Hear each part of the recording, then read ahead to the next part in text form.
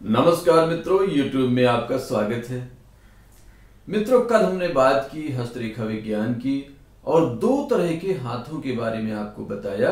पहला वर्गाकार हाथ और दूसरा आयताकार हाथ। एक चौकोर हाथ और दूसरा लंबा हाथ, और दोनों की विशेषताएं हमने बताई थी कि किस तरह से वर्गाकार हाथ अपने अनुशासन के द्वारा, पुरुषार्थ के द्वारा आए हुए अवसर को लपक लेता है, और किस तरह से लंबे हाथ वाला व्यक्ति अपनी कल्पनाओं में खोया रहता है, उसका चित्त अस्थिर होता है, चंचल होता है और वो आए हुए अवसरों को गंवा देता है।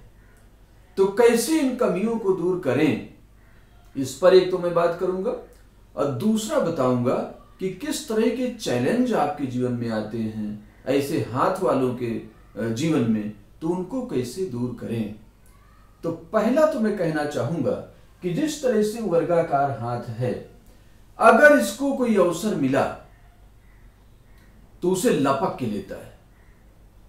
चुनाव का अवसर मिला, टिकट मिल गया, चुनाव जीत जाएगा, पूरी ताकत लगा देगा।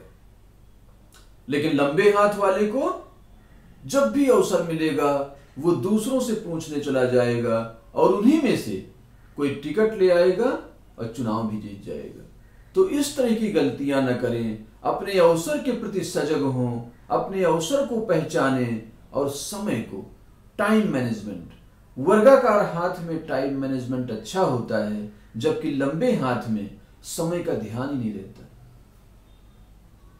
तो किस तरह की चुनौतियां आएंगी आपके जीवन में, ऐसे में जो वर्गाकार हाथ है इन्हें सफलता तो बहुत मिलेगी, सांसारिक सफलता, नाम, यश, धन अपने संघर्ष के द्वारा प्राप्त करेंगे। लेकिन जो चुनौतियां आएंगी उनमें पहली जो चुनौती है वो अनिद्रा है। अनिद्रा का शिकार हो जाते हैं, नींद नहीं आती, बेचैनी बढ़ जाती है। इसलिए 40 साल के बाद अगर वर्गाकार हाथ को आप देखेंगे तो बीपी का शिकार हो जाएगा, ब्लड प्रेशर बढ़ जाता है, शुगर बढ़ जाती है। अगर लंबे हाथ को आप 40 साल के बाद देखेंगे तो हड्डियों के रोग का शिकार हो जाता है, जॉइंट्स पेन हो जाते हैं, डिप्रेशन हो जाता है, उदास हो जाते हैं लंबे हाथ वाले। तो लंबे हाथ वालों को कैसे स्वस्थ रहना है उसका मैं उपाय बताता हूं।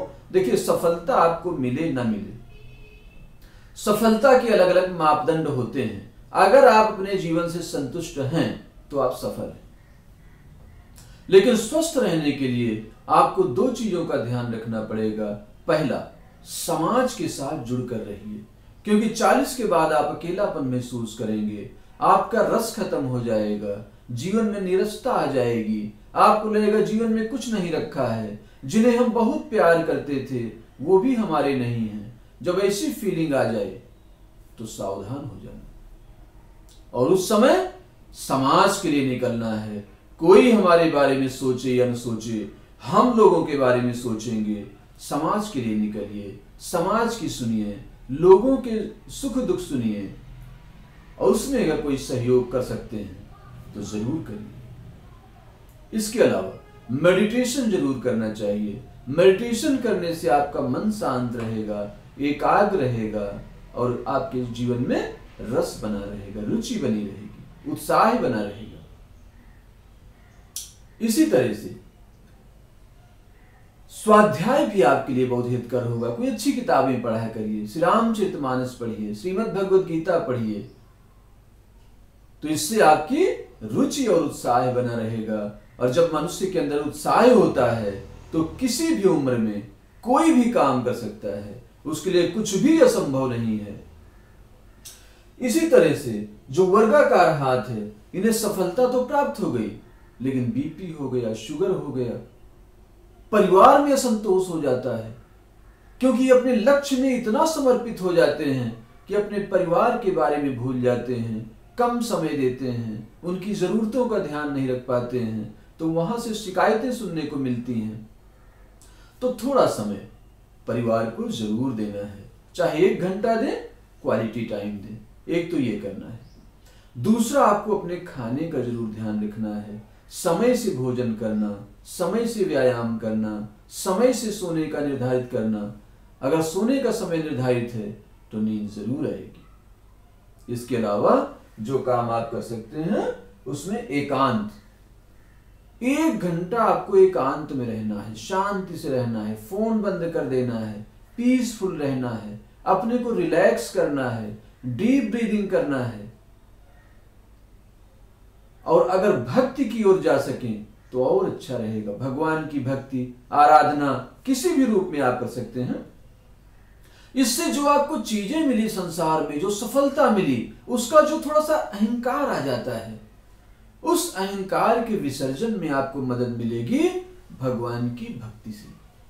तो भक्ति का सहारा जरूर लें और साथ में मार्गदर्शन। अगर आप चाहते हैं कि आपको सही रास्ता मिले, सही मार्ग मिले, तो ईश्वर ने आपके हाथ में एक जन्म कुंडली पकड़ा रखी है, जिसे हम हाथ की लकीरें कहते हैं, हस्तरेखाएं कहते हैं, पाम वेद कहते हैं। ये 5वां वेद है जो परमात्मा ने अपने हाथ से मनुष्य के हाथ में लिख दिया है। तो अगर आप मार्गदर्शन चाहते हैं तो जरूर समय लीजिएगा। इतना ध्यान और प्रेम से सुनने के लिए बहुत बहुत धन्यवाद। नमस्कार।